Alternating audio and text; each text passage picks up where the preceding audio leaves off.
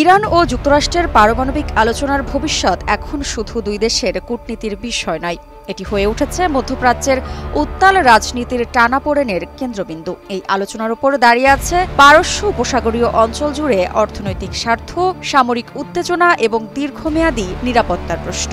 Saudi আরবের নরম অবস্থান, ইরাকের নিরপেক্ষ ভূমিকা আর ইসরায়েলের সামরিক হুমকির ছায়ায় গড়ে উঠেছে এক জটিল কূটনৈতিক মঞ্চ, যেখানে প্রতিটি সিদ্ধান্ত আঞ্চলিক পরিস্থিতিকে হয় নিয়ন্ত্রণে আনতে পারে, নয়তো উস্কে দিতে পারে সর্বগ্রাসী সংঘাত।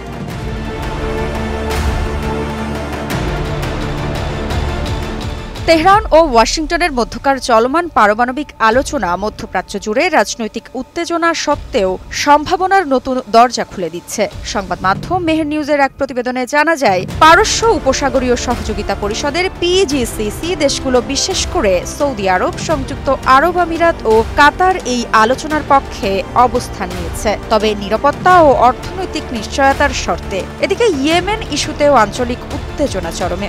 আনসারুল্লাহ নিয়ন্ত্রিত সানায় মার্কিন হামলা অব্যাহত থাকায় আশঙ্কা বাড়ছে সম্ভাব্য একটি স্থল অভিযান নিয়েও। এই প্রেক্ষাপটে সৌদি আরব ইসরায়েলের প্রতি তার আকাশসীমা ব্যবহারে নিষেধাজ্ঞা দিয়েছে, যা ইরানের সঙ্গে সরাসরি সংঘাতে জড়াতে অনীহার বার্তা।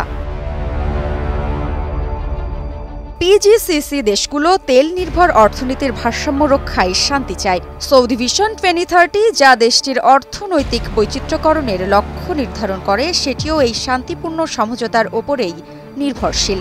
2015 সালের পারমাণবিক চুক্তিকে যেসব দেশ দুর্বল বলেছিল, তারা আজ আলোচনাকেই নিরাপত্তার সেরা পথ মনে করছে। নিউ ইয়র্ক টাইমসের তথ্যমতে PGCC এর বর্তমান অবস্থান 2015 সালের তুলনায় এক বিশাল পরিবর্তনের ইঙ্গিত দেয়। এদিকে 2025 সালের 17 এপ্রিল সৌদি প্রতিরক্ষা মন্ত্রী প্রিন্স খালিদ বিন সালমানের তেহরান সফরকে দশকের সবচেয়ে উচ্চ পর্যায়ের সফর বলা হচ্ছে। তিনি ইরানের সশস্ত্র বাহিনীর প্রধান মেজর জেনারেল মোহাম্মদ বাঘিরির সঙ্গে বৈঠকে বসেন এবং সৌদি বাদশাহ সালমানের বার্তা পৌঁছে দেন ইরানের সর্বোচ্চ নেতা আয়াতুল্লাহ আলী খামেনির কাছে। এই বৈঠকে পারস্পরিক প্রতিরক্ষা, সন্ত্রাস বিরোধী সহযোগিতা এবং আঞ্চলিক স্থিতিশীলতা নিয়ে আলোচনা হয়। পারমাণবিক আলোচনার দ্বিতীয় ধাপ শুরু হওয়ার আগেই এই সফর হয়েছে, যার কূটনৈতিক গুরুত্ব অত্যন্ত স্পষ্ট। তবে বাগদাদ ইতিমধ্যে সৌদি ইরান সংলাপ এবং পূর্ববর্তী পারমাণবিক আলোচনার আয়োজক ছিল। এবারও ইরাক চায় নিজেকে নিরপেক্ষ কূটনৈতিক হাব হিসেবে তুলে ধরতে। যদিও দেশে অভ্যন্তরীণ রাজনৈতিক টানাপোড়েন চলছে, আরব লীগ সম্মেলন, আহমেদ আল শারার আমন্ত্রণ নিয়ে বিতর্ক, প্রধানমন্ত্রীর কাতার সফর, তবুও আন্তর্জাতিক স্তরে ইরাকের ভূমিকা গুরুত্বপূর্ণ। এদিকে এক্সিউএস এর রিপোর্ট অনুযায়ী যুক্তরাষ্ট্রের অভ্যন্তরেও রয়েছে বিভাজন। এক পক্ষে সামরিক চাপের পক্ষে কট্টরপন্থী গোষ্ঠী, অন্যদিকে কূটনৈতিক সমঝোতার পক্ষে পররাষ্ট্রনীতিবিদরা। ইসরায়েলি গোয়েন্দা দলিল ফাঁস হচ্ছে 2024 সালের অক্টোবরে, যাতে ইরানের পারমাণবিক স্থাপনায় হামলার প্রস্তুতির তথ্য ছিল। অন্যদিকে ইরানেও যুক্তরাষ্ট্রের প্রস্তাবনায় কিছু নমনীয়তা দেখাচ্ছে। রাশিয়ার ইউরেনিয়াম স্থানান্তরের মতো বিষয়ে আলোচনা হলেও তারা পরমাণু চক্রের অধিকার ছাড়তে রাজি নয়।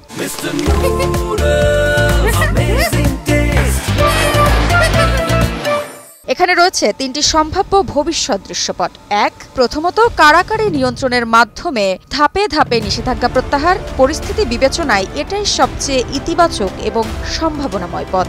দ্বিতীয়ত, আলোচনার ব্যর্থতা।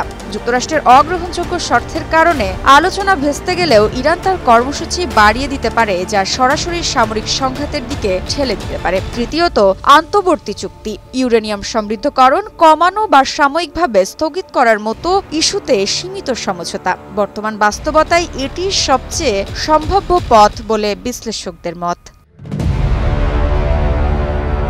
সৌদি আরবের কৌশলী দৃঢ়তা, ইরাকের মধ্যস্থতা এবং আঞ্চলিক খেলোয়াড়দের নতুন হিসেব নিকেশের প্রেক্ষিতে আলোচনায় সফলতার আশাও তৈরি হয়েছে। তবে যুক্তরাষ্ট্র ও ইসরায়েলের চাপ এবং ইরানের দৃঢ় অবস্থান, এই সমীকরণ ভেঙে গেলে পুরো অঞ্চল ভয়াবহ সংঘাতের মুখে পড়তে পারে। এরই মাঝে কূটনৈতিক সংলাপই এখন পর্যন্ত একমাত্র প্রতিরোধের বলয়। মৃত্তিকা বিশ্বাস, নিউজ 24।